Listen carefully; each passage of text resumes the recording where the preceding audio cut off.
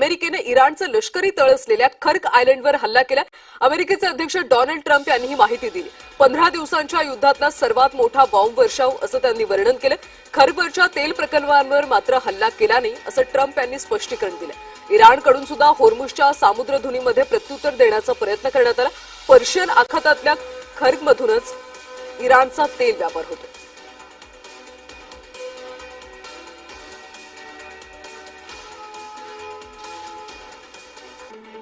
तर खर्क बेट नेमकं कसं आहे पाहूयात। खर्क बेट हे इराणच्या किनारपट्टीपासून 25 किलोमीटर अंतरावर आहे। इसवी सन 950 मध्ये खर्क बेट मोती तयार करण्याची एक जागा होती।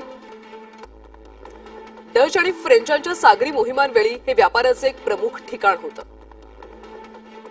1838 मध्ये ब्रिटिशांकडून या बेटासाठी युद्ध करण्यात आलं। 1956 मध्ये अमेरिकेची खर्कवर तेल साठ्यासाठी मोठी गुंतवणूक पाहायला मिळाली। 1979च्या क्रांतीनंतर इराणकडून अमेरिकेच्या मालमत्तेवर ताबा मिळवण्यात आला। सध्या इराणच्या तेल कंपनीकडे बेट आणि तेल साठ्याची मालकी आहे।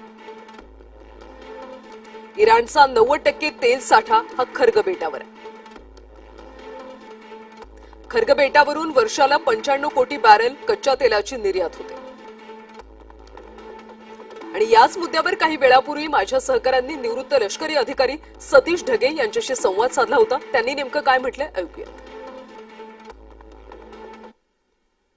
खर्क बेट जे आहे ते स्ट्रॅटेजिकली खूप महत्वाचं आहे, कारण त्या ठिकाणी म्हणजे मागच्या 15 दिवसापासून स्ट्रेट ऑफ होर्मुझ त्याचबरोबर पश्चिम आशियामधल्या संघर्षाच्या परिस्थितीमुळे अरब राष्ट्रांचे जे क्रूड ऑइल आहे ते त्या ठिकाणी एक्सपोर्ट त्या ठिकाणी होत नाही, मोठ्या प्रमाणामध्ये त्याला अडथळा त्या ठिकाणी आलेला आहे। पण इराणचं मात्र मागच्या 15 दिवसामध्ये एकदम रेग्युलरली सगळा सप्लाय किंवा एक्सपोर्ट त्या ठिकाणी सुरू आहे। आणि त्यामधला एक महत्वाचा जो प्लेअर आहे तो म्हणजे चायना।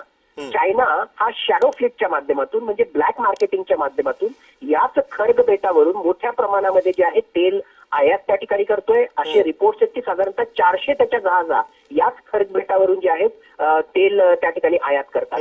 आणि हे सगळं ओळखून आणि इराणच्या अर्थव्यवस्थेला मोठा दणका देण्याच्या पॉईंट ऑफ व्ह्यूने आणि या खर्क आयलँडचं स्ट्रॅटेजिक लोकेशन त्याचबरोबर जसं तुम्ही सांगितलं 1979च्या आधी अमेरिकेची मालमत्ता या खर्क बेटावर होते, त्यामुळे एक सेंटिमेंटल इश्यू पण अमेरिकेला याच्याशी असोसिएटेड आहे।